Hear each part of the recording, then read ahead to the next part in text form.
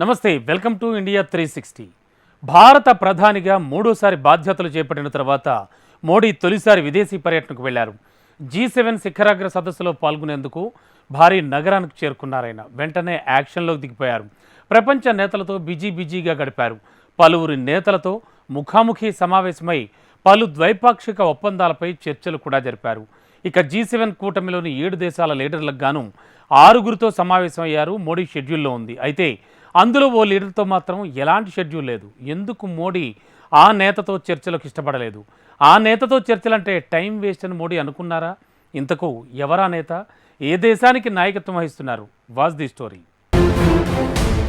G7 సదస్సులో మోడీ ఏం చేస్తున్నారు?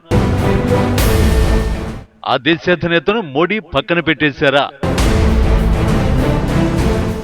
మ్యాక్రాన్ కు ఎందుకు మోడీ బెస్ట్ ఆఫ్ లక్ చెప్పారు?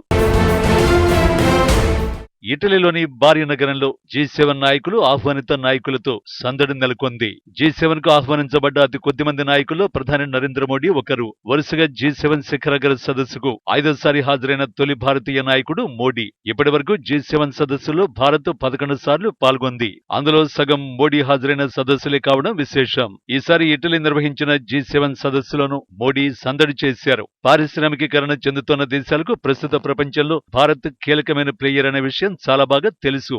ఈ నేపథ్యంలో ప్రపంచ వేదికలపైకి ప్రధాని మోడీని నాయకులు పెద్ద ఎత్తున ఆహ్వానిస్తున్నారు. ప్రధానమంత్రిగా మోడీ మూడోసారి బాధ్యతలు చేపట్టిన తర్వాత చేపడుతున్న తొలి విదేశీ పర్యటన ఇదే కావడం మరో విశేషం. ఇటలీకి వెళ్లక ముందే ఇండియా ఇటలీ వ్యూహాత్మక భాగస్వామ్యంతో పాటు G7 సదస్సులో తన పాత్రపై మోడీ వ్యాఖ్యలు చేశారు. మోడీ లక్ష్యం సింపుల్. గ్లోబల్ సౌత్ ను ప్రభావితం చేసే అంశాలను మోడీ లేవనెత్తాలని అనుకున్నారు. అందుకు G7 వేదిక ఉపయోగకరమైనదిగా మోడీ భావిస్తున్నారు. ఇక మోడీ పర్యటనతో మరో ఉపయోగం కూడా ఉంది. భారత్ లో సార్వత్రిక ఎన్నికలు ముగిశాయి. వరుసగా మూడోసారి మోడీ అధికారంలోకి వచ్చారు. వెంటనే G7 సమ్మిట్ కు వెళ్లడం ప్రపంచానికి ఇది ఓ సంకేతంగా మారుతుంది. అంటే భారత్ లో ఎలాంటి మార్పు లేదని తేల్చి చెబుతుంది. వాణిజ్యం యథావిధిగా కొనసాగనుంది. ఇండియాలో ఏర్పాటైన కొత్త సంకీర్ణ ప్రభుత్వంలో విదేశీ విధానంలో మార్పులు లేవని చెప్పడానికి మోడీకి G7 సరైన వేదిక అవుతుంది. G7 శిఖరాగ్ర సదస్సులో భాగంగా నిర్వహించిన కీలక సమావేశాల్లో ప్రధాని మోడీ పాల్గొన్నారు. ప్రధానంగా ఆహ్వానితుల్లో ప్రధాని మోడీ సెంటర్ ఆఫ్ అట్రాక్షన్ గా నిలిచారు. ఈ సమావేశాల్లో ప్రధానంగా 3 అంశాలపై చర్చించారు. ఆర్టిఫిషియల్ ఇంటెలిజెన్స్, ఎనర్జీ, ఆఫ్రికా, మధ్యప్రాచ్య దేశాల అంశాలపై జరిగిన చర్చల్లో మోడీ పాల్గొన్నారు. నిజానికి ఈ 3 అంశాల్లో భారత్ ఎంతో ఆసక్తి కనబరుస్తోంది. అయితే కేవలం ఈ సమావేశాల్లో పాల్గొనడానికి మాత్రమే ప్రధాని ఇటలీకి వెళ్లలేదు. G7 సదస్సు సందర్భంగా వివిధ దేశాలకు చెందిన నేతలతో ద్వైపాక్షిక ఒప్పందాలు చేసుకునే అవకాశాన్ని ప్రధాని మోడీ వినియోగించుకున్నారు. తాజాగా మోడీ 5 ద్వైపాక్షిక సమావేశాల్లో పాల్గొన్నారు. G7 దేశాల 7గురి నేతల్లో 5గురితో మోడీ సమావేశమయ్యారు. బ్రిటన్ ప్రధాని రిషి సునాక్, ఫ్రాన్స్ అధ్యక్షుడు Macron, Germany chancellor Olaf Scholz, Italy ప్రధాని మెలోనీ, జపాన్ ప్రధాని ఫుమియో కిషిదాతో ప్రధాని మోడీ ముఖాముఖి సమావేశాలు షెడ్యూల్లో ఉన్నాయి. బైడెన్ తో ద్వైపాక్షిక ఒప్పందం కుదిరింది. ఎందుకంటే ముందే ఈ షెడ్యూల్ నిర్ణయించారు. ఫ్రెంచ్ అధ్యక్షుడు మ్యాక్రాన్ తో తొలి ద్వైపాక్షిక సమావేశం జరిగింది. ఇరు నాయకులు పలు అంశాలపై చర్చించారు. రక్షణ నుంచి మొదలుకొని ఆర్టిఫిషియల్ ఇంటెలిజెన్స్, క్లిష్టమైన సాంకేతికతపై చర్చలు జరిపారు. ఆయా రంగాల్లో ఫ్రాన్స్ తో భాగస్వామ్యాన్ని మరింత బలోపేతం చేయాలని భారత్ భావిస్తోంది. అదే సమయంలో ఒలింపిక్ క్రీడలు నిర్వహిస్తున్న మ్యాక్రాన్ కు మోడీ గుడ్ లక్ చెప్పారు. మ్యాక్రాన్ సమావేశం అనంతరం బ్రిటన్ ప్రధాని రిషి సునక్ తో మోడీ సమావేశమయ్యారు. ఇరువురు నేతలు ఆలింగనం చేసుకున్నారు.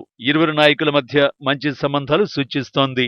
అనంతరం రక్షణ, వాణిజ్య రంగాల్లో సహకారంపై ఇరువురు నాయకులు చర్చలు జరిపారు. ఇరువురు G7 లీడర్లతో సమావేశం అనంతరం అతిథిగా ఆహ్వానించబడ్డ దేశం ఉక్రెయిన్ అధ్యక్షుడు వ్లాదిమిర్ జెలెన్స్కీతో ప్రధాని మోడీ సమావేశమయ్యారు. నిజానికి మోడీ జెలెన్స్కీ గతంలోనూ కలుసుకున్నారు. అది కూడా జపాన్ ఆతిథ్యమిచ్చిన G7 సదస్సు సందర్భంగా ఇరువురు నేతలు కలిశారు. ఉక్రెయిన్ యుద్ధంపై చర్చించవలసిందిగా పలుమార్లు కీవ్ పిలుపునిచ్చింది. సదస్సులో భాగంగా జెలెన్స్కీతో ప్రధాని మోడీ కూడా ముచ్చటించారు.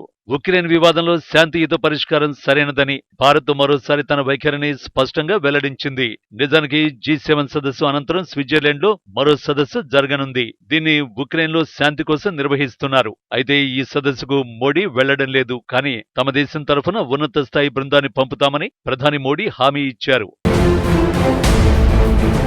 ఇక G7 సదస్సులో భాగంగా నిర్వహించిన సమావేశానికి ప్రపంచ నాయకులందరూ తరలివచ్చారు. హాలులో ఆసీనులవ్వడానికి ముందు ఇటలీ ప్రధానమంత్రి జార్జియా మెలోనీని అభినందించారు. ఇక సమావేశంలో ప్రధాని మోడీని ఫ్రెంచ్ అధ్యక్షుడు ఇమాన్యుయల్ మ్యాక్రాన్ అద్భుతంగా ప్రశంసించారు. G20 బాధ్యతలు స్వీకరించిన భారత ప్రధాని ఆర్టిఫిషియల్ ఇంటెలిజెన్స్ పై చొరవ చూపడాన్ని ప్రశంసించారు. ఇక ద్వైపాక్షిక సమావేశాలకు వద్దాం. ఇప్పటి వరకు ప్రధాని మోడీ 2-3 G7 నేతలతో ద్వైపాక్షికంగా సమావేశమయ్యారు. అయితే మరో G7 3 నేతలతో కూడా మోడీ సమావేశం కానున్నారు. షెడ్యూల్ ప్రకారం జర్మనీ ఛాన్సలర్ ఓలాఫ్ స్కోల్జ్తో, ఇటలీ ప్రధానమంత్రి జార్జియా మెలానీ, జపాన్ ప్రధాని ఫుమియో కిషిదాతో ద్వైపాక్షిక చర్చలు జరపనున్నారు. వారితోనూ పలు కీలకమైన అంశాలపై మోడీ చర్చించనున్నారు. అంటే G7 కూటమిలోని 6 నేతలతో ప్రధాని మోడీ షెడ్యూల్ ఖరారైంది. అయితే ఇక్కడ కూటమిలో ఓ సభ్య దేశం మాత్రం మోడీ షెడ్యూల్లో మిస్ అయింది. ఆ దేశం మరేదో కాదు, కెనడానే.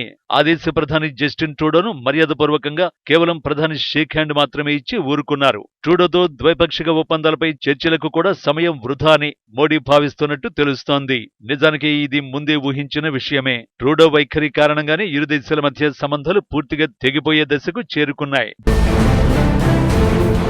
భారత్లో పంజాబ్ను విడగొట్టాలని చూసే ఖలిస్తానీ వేర్పాటువాదులకు ట్రూడో మద్దతు పలుకుతున్నారు. గత ఏడాది కెనడా పార్లమెంటులో ట్రూడో చేసిన ఓ ప్రకటనతో ఇరు దేశాల మధ్య దౌత్య సంబంధాలు దారుణంగా దెబ్బతిన్నాయి. ఖలిస్తాన్ వేర్పాటువాది నిజ్జర్ హత్యలో భారత్ ప్రమేయం ఉందని ట్రూడో ఆరోపించారు. ఈ ఆరోపణలను భారత్ తిప్పికొట్టింది.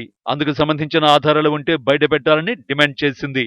ఈ వివాదం తర్వాత కెనడా ఎన్నికల్లో ఫలితాలను తారుమారు చేసేందుకు భారత్ యత్నించిందని కీలక ఆరోపణలు చేశారు. దీనిపైన ఆ దేశ దర్యాప్తు సంస్థలు విచారణ జరిపాయి. కెనడా ఎన్నికల్లో భారత ప్రమేయం లేదని తేల్చాయి. ఆ తర్వాత ఈ ఏడాది వసంత పంచమి సందర్భంగా ఖలిస్తానీ వేర్పాటువాదులు ఏర్పాటు చేసిన వేడుకల్లో ట్రూడో పాల్గొన్నారు. భారతదేశాన్ని ముక్కలు చేయాలనుకుంటున్న వేర్పాటువాదులకు ట్రూడో అండగా నిలుస్తున్నారు. కేవలం ఓటు బ్యాంకు రాజకీయాల కోసం తీవ్రవాదులకు రక్షణ కల్పిస్తున్నారు. ఈ విషయంలో భారత్ పలుమార్లు అభ్యంతరం వ్యక్తం చేసింది. కానీ ట్రూడో మాత్రం పట్టనట్టు వ్యవహరించారు. పైగా భారత్ కు వ్యతిరేకంగా అడుగులు వేస్తున్నారు. అందుకే ట్రూడోతో ద్వైపాక్షిక సమావేశానికి ప్రధాని మోడీ మొగ్గు చూపలేదు. G7లోని మిగిలిన 6 దేశాలతో ద్వైపాక్షిక సంబంధాలను మోడీ కలిగి ఉన్నారు. రాబోయే రోజుల్లో ప్రపంచ దేశాలకు చెందిన నేతలు భారత్తో సంబంధాలకు ప్రాధాన్యమిచ్చే అవకాశం ఉంది.